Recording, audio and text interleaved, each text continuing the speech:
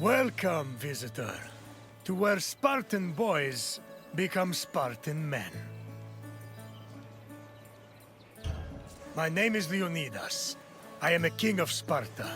But do not think me some idle aristocrat softened by luxury. When Spartans go to war, I stand alongside them, shield to shield.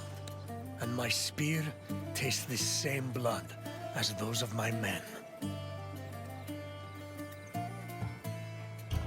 I can't help but be reminded of the boy I used to be. I wonder what that boy would think if he saw me today. Would he be proud? Intimidated? Or would he pity the tired old man standing in front of him? But such thoughts are meaningless. Let us move on. The agoge was Sparta's strict education system.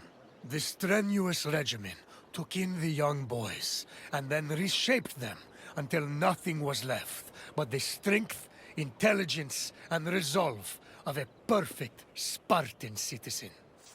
I will find you once your visit has ended, and we will talk further. Until then, visitor.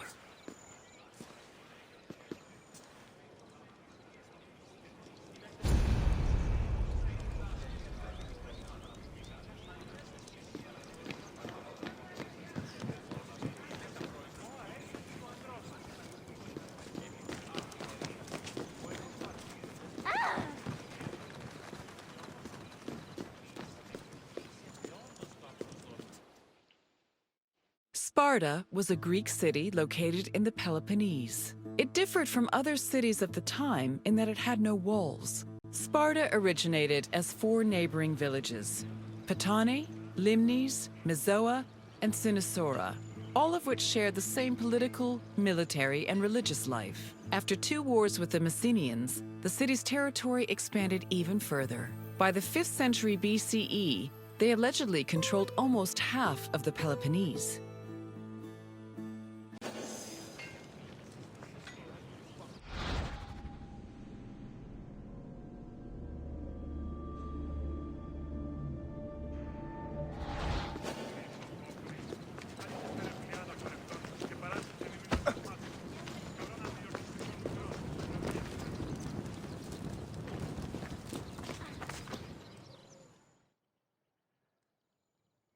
The agoge was the military training and education program undergone by Sparta's male youth. Grooming men for war was one of the city's main priorities. Boys began their training at the young age of 7 and completed it when they were 30.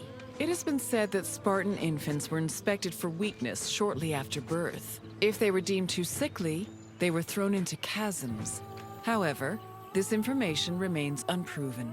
The healthy boys were considered suitable for training. When they came of age, they were removed from their families and were placed into service of the state. Their education included subjects like reading, writing, and even music, but was mostly focused on tough military exercises meant to turn the boys into efficient soldiers. The agoge was divided into 3 cycles: one for boys aged 7 to 12, one for adolescents aged 12 to 20, and one for men aged 20 to 30. Each cycle included different exercises for refining the body and mind.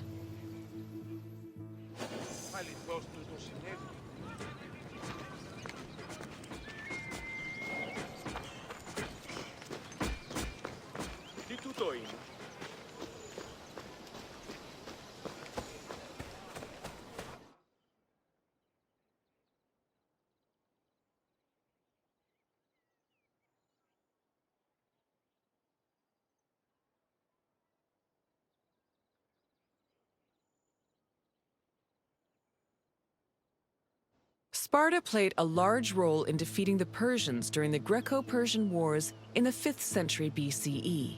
They held their king Leonidas's glorious death at the Battle of Thermopylae in particularly high esteem. Because Leonidas was killed in battle, Sparta believed he died a good death and showed incredible bravery, qualities to be held as a model for all Spartans. This idealized bravery was embedded in the city's collective memory and was the main quality people strove for in the agoge.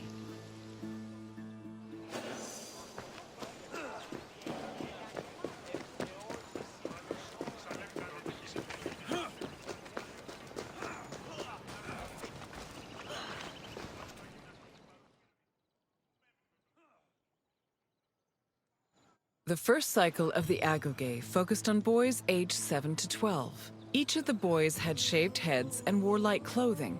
They walked everywhere barefoot, swam the Erotis River all year long, slept on reeds, and participated in cult rituals for Artemis or Thea.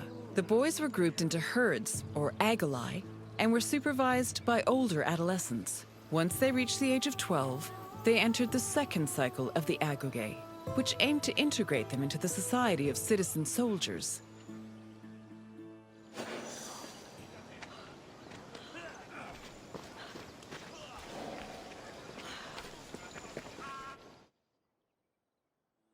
The agoge's second cycle included boys aged 12 to 20. When they reached the age of 20, the young men were dubbed Erines and could officially serve as hoplites in the Spartan army.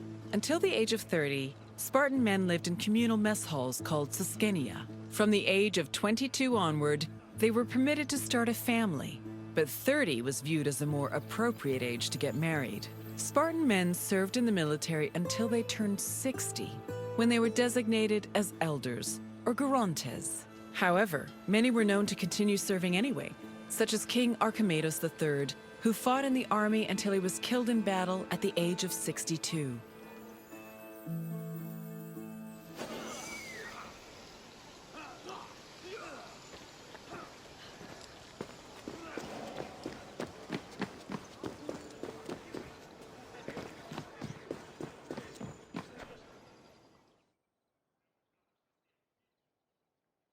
All adult male Spartans participated in communal meals called syssitia.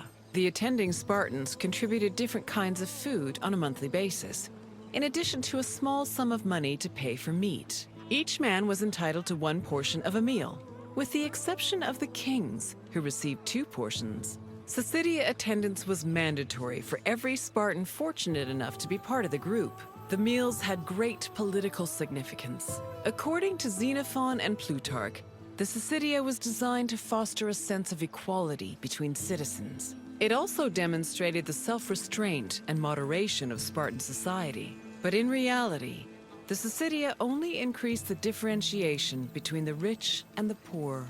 Those who could not afford to contribute to the communal food not only missed their meals, but also lost their right of citizenship.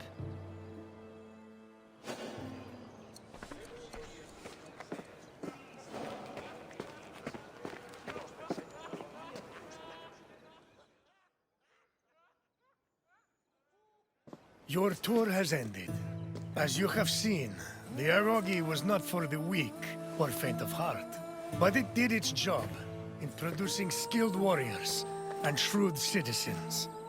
What else would you like to do?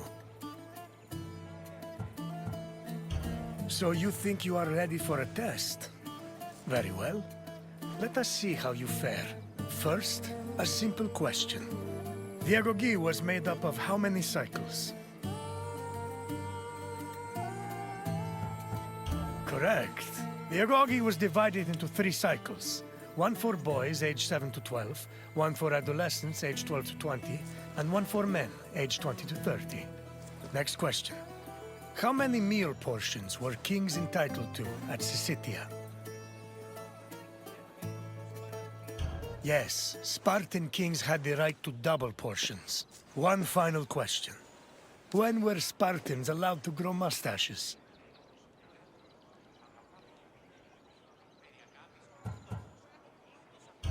Yes. Once a Spartan man was over 30, he was allowed to adorn his face with a glorious display of manhood. Impressive, visitor. You should be proud.